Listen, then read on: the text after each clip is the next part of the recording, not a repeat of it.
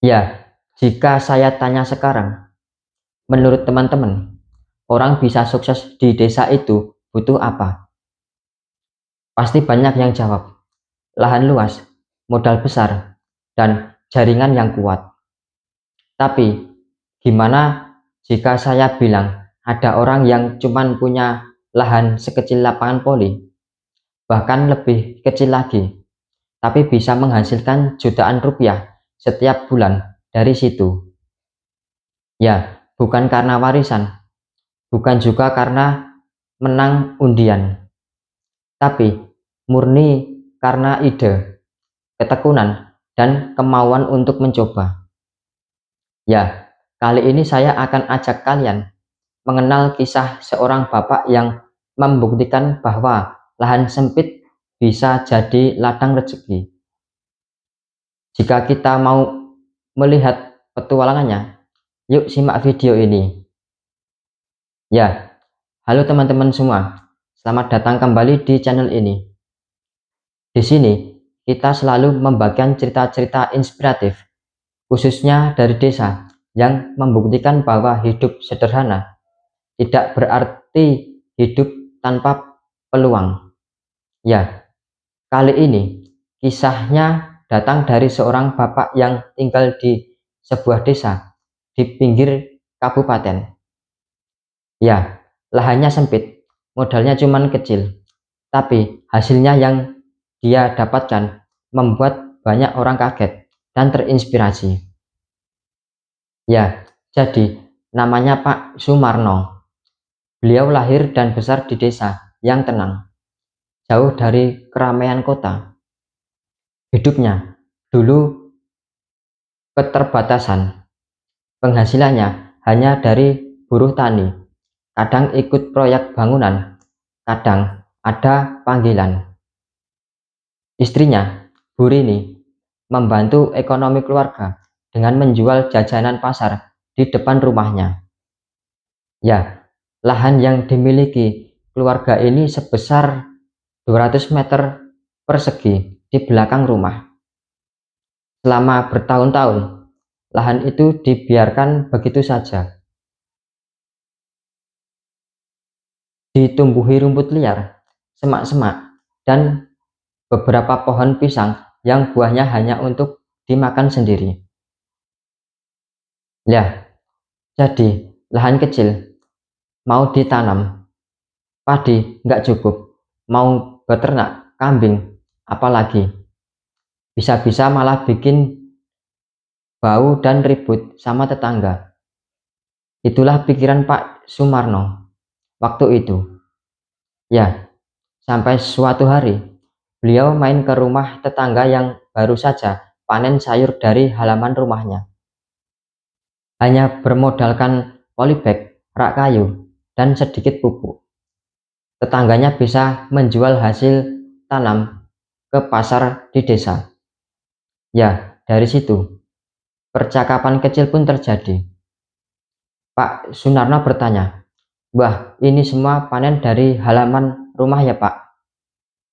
Kemudian tetangganya menjawab, "Iya, cuman butuh niat sama sedikit usaha.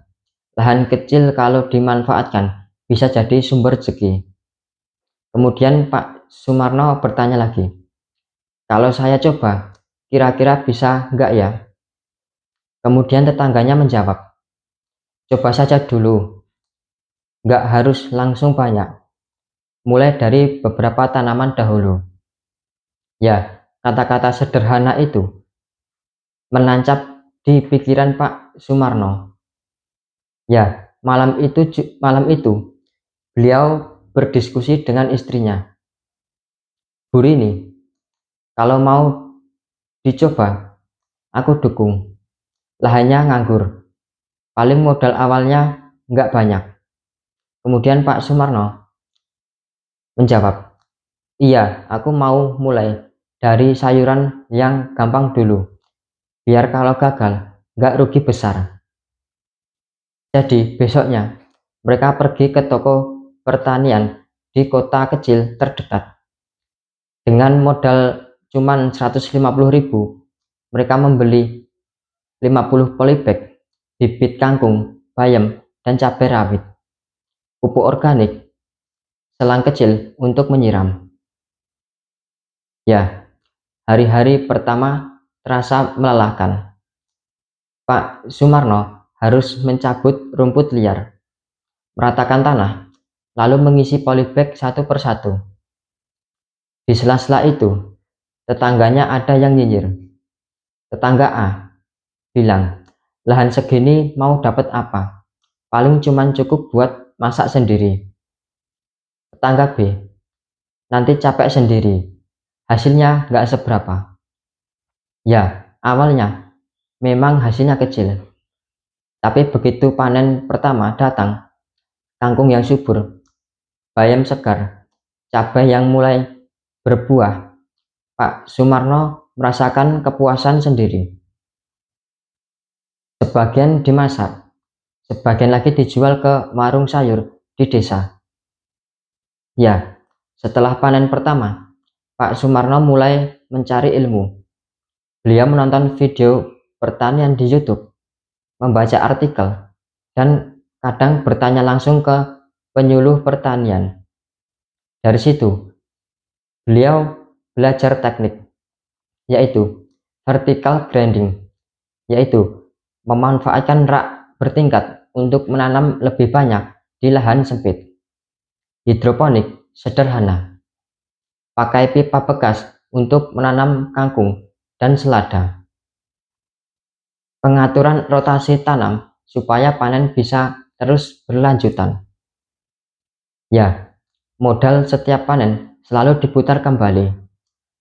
Awalnya hasil panen sebulan hanya sekitar 300.000, tapi perlahan naik menjadi 700.000, lalu tembus 1,5 juta per bulan. Ya, dalam 2 tahun, kebun kecil di belakang rumah berubah drastis. Tidak ada lagi rumput liar, yang ada hanya deretan sayuran segar, tanaman cabai yang berbuah lebat, dan rak hidroponik yang tertata rapi. Yang dulunya cuma jual ke pasar, sekarang mulai ada pelanggan tetap, ibu-ibu rumah tangga, pemilik warung, bahkan pedagang sayur keliling yang datang langsung untuk mengambil stok. Bahkan anaknya yang masih SMA mulai membantu membuat akun media sosial untuk mempromosikan hasil panennya. Foto sayur segar yang diunggah di Facebook membuat banyak orang di luar desa ikut penasaran. Hasilnya, pembeli dari desa tetangga mulai berdatangan. Ya, jadi kisah Pak Sumarno mengajarkan bahwa mulai dari yang ada di tangan, jangan menunggu punya lahan luas atau modal besar. Manfaatkan teknologi. Ya, ilmu bertani modern bisa diakses gratis di internet. Pemasaran kreatif. Ya, media sosial bisa membuat pembeli datang, bahkan dari luar daerah. Kemudian, sabar dan konsisten. Panen besar tidak datang dalam semalen, tapi dari kerja keras bertahun-tahun. Ya, jadi teman-teman semua, seringkali kita melihat keterbatasan sebagai tembok yang menghalangi langkah. Padahal, keterbatasan itu bisa jadi pintu menuju peluang baru. Jika kita mau memilikinya dari sudut berbeda, Pak Sumarno membuktikan lahan sempit bukan alasan untuk menyerah. Justru dari situ, beliau membangun sumber penghasilan yang sekarang membantu keluarganya hidup lebih layak. Bahkan, menabung untuk masa depan anaknya. Ya, kalau beliau bisa, kita pun harus bisa. Karena sukses itu bukan soal luasnya lahan, tapi luasnya pikiran dan keberanian untuk memulai.